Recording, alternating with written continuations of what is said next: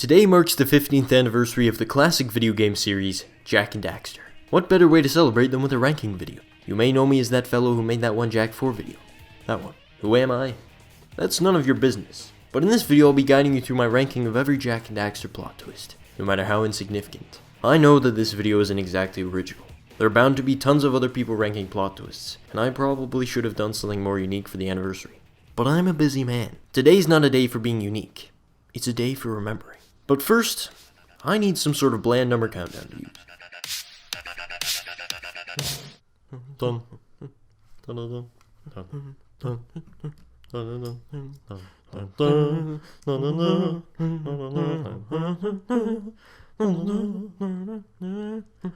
That'll do nicely. Oh, and lots of spoilers for every game in the series, including The Lost Frontier.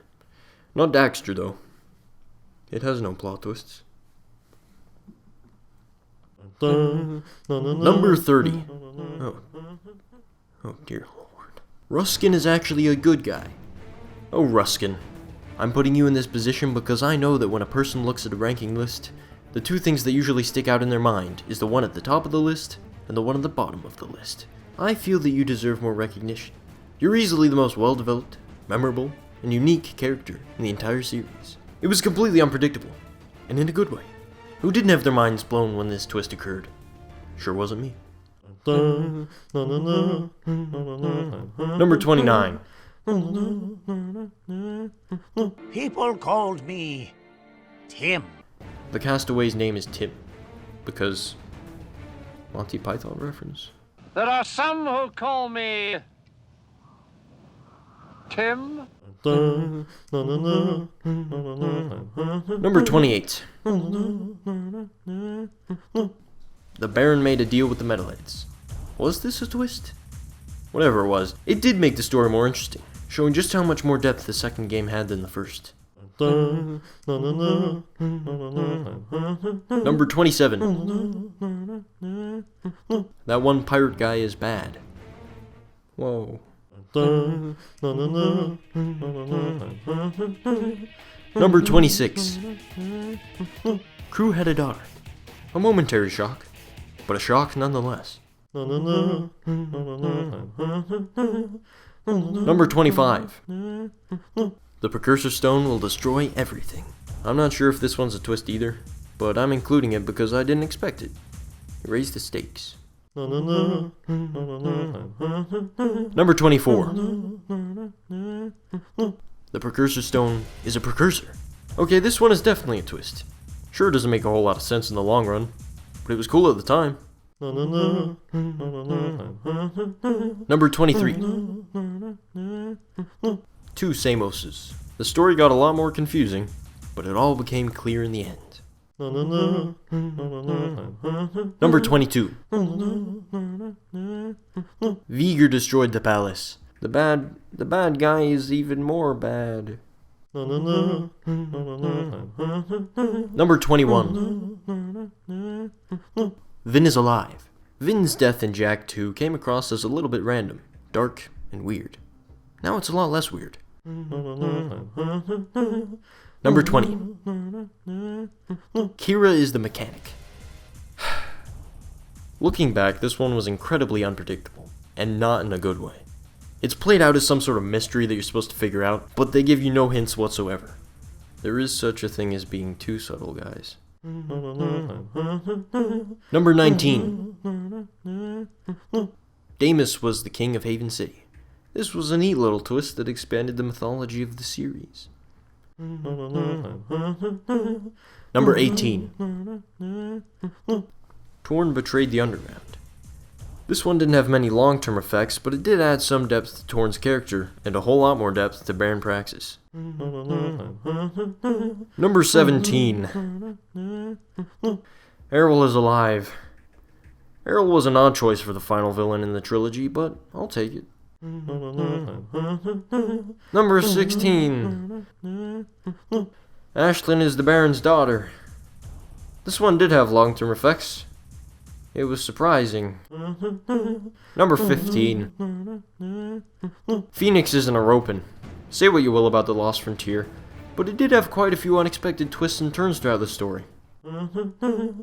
Number 14. Tim is a sage.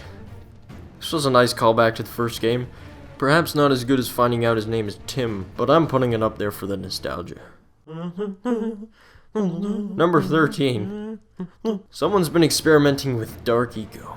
At this point, I'm sure that someone is wondering what I think about The Lost Frontier.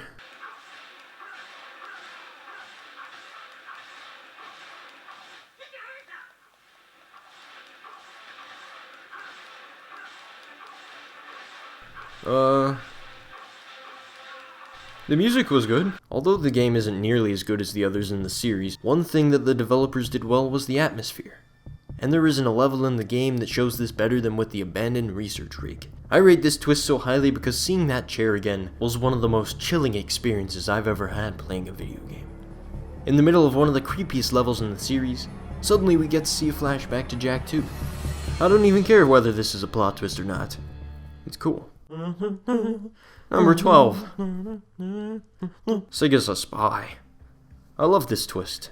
Sig became even cooler, and it added another layer of depth to a character who already had a lot of personality. Number 11. Core is the villain. I guess Daxter technically had a plot twist, if you only played part of Jak 2. Nope, still not forgiving it. Number 10. Rain is bad. I have to say, I didn't see this one coming. I like it when racing games have plot twists. Number 9. We're in the future, Dax. Although this twist was spoiled by the back of the box, it was still cool to see Samos' hut old and stuff. A hobby of mine is to make up theories involving how exactly the entire world of the first game became an ocean. Number 8. Your opens are the villains. You know, I think that there are some aspects of The Lost Frontier that get overlooked. This is one of them. There were a surprising amount of twists and turns in the game. You can't say that they didn't try to make a compelling story. Number 7. GT Blitz is the villain, so that's who gets that sheen in his hair. Number 6. Samos is the shadow. This was an inspired twist that I don't think anyone saw coming. Even when he was young, Samos was a hippie. Number 5. Gaul is the villain. Compared to the other games in this series, the Precursor Legacy had a fairly simplistic story. But for its time, it did have a neat little plot twist. It's like a strange, twisted version of The Wizard of Oz.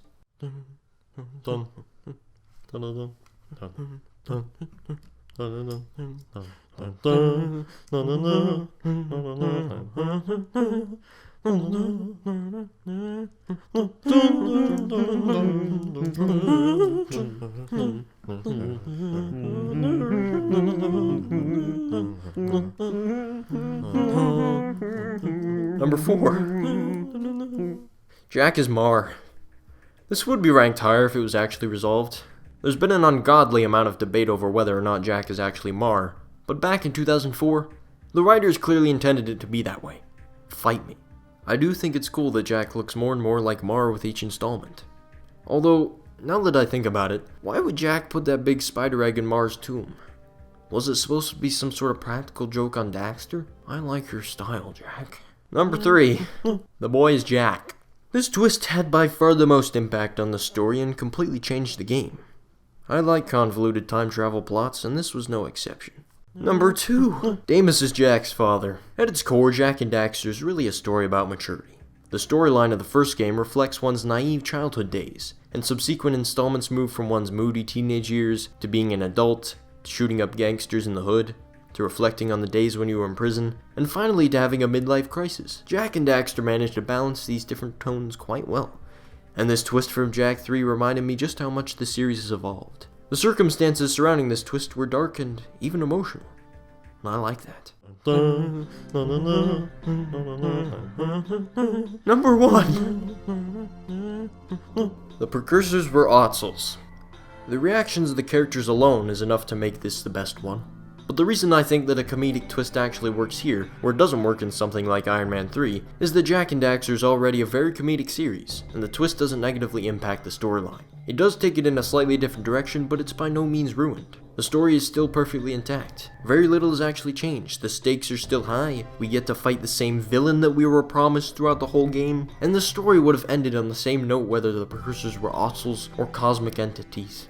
I would argue that this makes the games all the more unique. It's interesting to look back through the series with a different point of view. Well, that about wraps up my list. If I missed one, tell me in the comments below. If you disagree with my list, I don't care. Happy 15th anniversary, you strange relic of a forgotten era.